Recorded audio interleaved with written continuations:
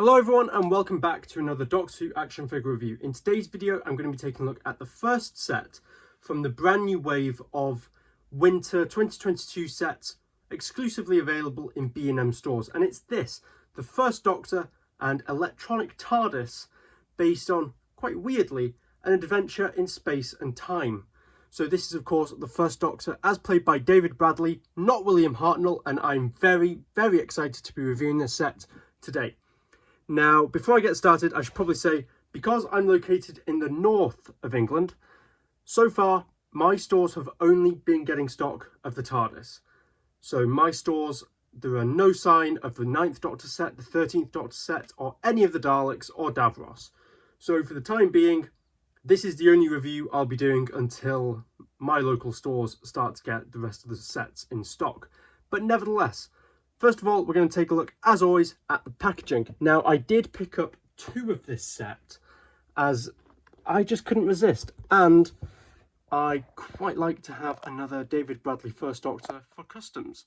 So, taking a look at the box, you'll see that we actually have a brand new, not style of box, but the layout has been fiddled with just slightly to put the figure in front of the TARDIS, as previously the figure would be to the side of the TARDIS. Apart from that, the general layout of the box is the same. You've got the Doctor Who logo, the TARDIS, a bio saying that featuring the First Doctor is played by David Bradley, the First Doctor and Electronic TARDIS collector series set with lights and sound effects. Electronic lights and sounds, yet again, limited edition. On the side, you've got the same write-ups. On the back, you've got a description of An Unearthly Child. Quite weirdly, if you'd like to read that, go ahead and pause it now. Once again, saying that the First Doctor played by David Bradley. And on the side, more of the same information. But I'm sure something that you've noticed by now is that there is no plastic in the box, which personally, I am really not a fan of, as it means that the figure itself is completely exposed to the elements. Like, one worry that I had was that you'd be able to rip the figure straight out of the box. And if you used enough force, you could probably do that. So that's not great. It also means that if you're an in-box collector, the figure is likely to get very dusty. So is the TARDIS, because the TARDIS is right here and you can touch it and you can mess around with it whilst it's still in the box. So overall, I can't say I'm a fan of this new choice of packaging. I appreciate the fact that they're going more plastic-free, much like what they did on the Star Wars and Marvel ranges by Hasbro. They've swapped to entirely plastic-free packaging. I think that the Doctor Who range, though, still has some way to go. We've seen it here with this, and we've seen it with the Dalek sets earlier in the year, how they've reduced the amount of plastic on the packaging. But I think it does somewhat diminish the finished product. And when the product itself is compromised as a result, is it really in the best interest to cut down on the plastic? Especially when just 3 pieces of plastic, you know, in the front and the 2 sides could keep this set a whole lot more secure. Also, the box does feel a bit flimsy as a result. Like, I was walking around B&M holding the set like that just because it was like a carrying handle. But there's a new box. It's quite interesting. No doubt in the new year, when we get new sets, they'll be rebranded with the brand new 60th anniversary logo and branding. So maybe this will be one of the last times we see this version of the logo used on merchandise. But anyway, that's the box. I thought it'd be quite nice to take a look at the box with the set still in it, just so you can get a good look at how it's presented. But with that out of the way, let's take a look at the outer box set. We're going to start off with the Doctor, because it's still quite surreal that we are getting an action figure of David Bradley as the First Doctor, not William Hartnell. And also, weirdly, not based on Doctor Who, but based on An Adventure in Space and Time. But anyway, starting off by taking a look at the head sculpt, and you can see just how fantastic this head sculpt is. It really is one of the best sculpts I think they've ever done. They've really nailed the likeness of David Bradley. You've also got the Astrakhan hat sculpted beautifully. The hair looks fantastic. it's just overall a fantastic sculpt. The rest of the body is a reuse of the first Doctor figure from last year, which is in turn a reuse of the original Unearthly Child first Doctor released with the original electronic TARDIS in, I want to say 2010, maybe 2011, but it's quite an old sculpt, but it still looks absolutely fantastic. So you've got the jacket, which is now closed up, you've got the cravat, which is a very dark blue, it almost looks black on camera. You've got the arms with all the nice wrinkles and detailing there. You've got the hands, which are sculpted very, very well. You've got the rings, which unfortunately haven't been painted this time, but it's still nice to see that they're sculpted in there. On the back of the jacket, you've got the buttons and the crease detailing yet again. Moving down, you've got the checkered trousers. Now, something that has caused a lot of controversy with the recent First Doctor figures is the use of the almost brown, almost orange trousers that they've been using, which personally I don't know is accurate or not, so I'm not the best person to ask, but it's nice to see that they've gone back to using the grey trousers with the black checkers. It just instantly looks a lot better in my eyes. You've got the nice check detailing there, which looks fantastic, and the shoes, which are very nice, and you can see all the nice detailing there. But the other big difference with this figure is the scarf. Now, when this figure was originally leaked, the scarf was the thing that everyone talked about, in that it looks like some toothpaste, and it sort of does. In the show, the Doctor sort of very rarely ever wears like a green, red and white scarf. Maybe he does in an Unearthly Child, I honestly can't remember, from like the photos that we have from it. But I don't think he does. But he does in An Adventure in Space and Time, which is why we have it on this figure here. And I've got to say, it looks really good. It looks actually fantastic. Once again, it is a pity that we don't have the cloak to go with this figure, but apparently the cloak mould was destroyed or deemed, you know, damaged or something like that, which is why we got just the scarf on the First Doctor last year.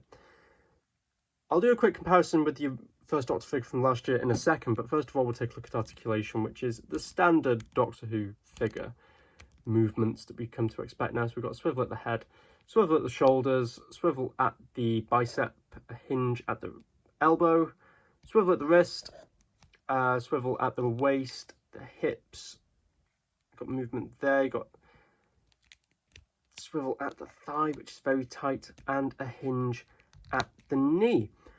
So that's the First Doctor. We're now going to take a look at the TARDIS, which, when this set was revealed, I looked at the TARDIS and went, that's far too blue. The shade of blue was far too vibrant, but now I actually have the toy in hand. I gotta say, it looks fantastic. Pictures really don't do this TARDIS justice. It looks wonderful in person. You can't really tell, but there are so many different washes and paint apps to really bring out all the details. You can see bits of black paint here, bits of grey, bits of brown. It just looks fantastic. The sculpt is the same TARDIS sculpt that was used again on last year's An Unearthly Child TARDIS, so you know what you're going to get. So I won't bother going through all the detail. I'll just go roughly through the differences between the two. So we have new police public call box signs, which look wonderful. We've got the windows, which are now painted with a very vibrant white with almost a slight yellowish clear plastic used for the actual windows. We've got a brand new pull to open sign, which looks wonderful in this stained yellow. It looks fantastic. Again, we've got the half sort of rubbed away St. John's Ambulance badge. You can see just all them details on the panels and how the paint apps really bring out the grain in the sculpt. At the base, we've got a black base. I'm not sure if this is accurate to An Adventure in Space and Time. I'm going to assume it is, but it looks fantastic anyway. It's such a tatty and battered looking prop in the docudrama, and this toy looks similarly quite battered and shelf worn, I think we should say. but it looks absolutely wonderful. One big thing that is worth noting about this TARDIS is that it's electronic, which is, I think, a first for a B&M TARDIS. Normally we get TARDISes where the battery panel has been glued down and the on-off switch has been removed, but not so on this set. So on the back we have the standard battery panel here and the speaker grill, which does take 3 AAA batteries. On the bottom you've got the on-off switch and the button, which I'm sure you're familiar with the operating system on the SFX TARDISes. We've had a lot of them over the years. So if I switch the TARDIS on, you'll see that if I put it down, we have the materializing sound effect, and if I lift the TARDIS up,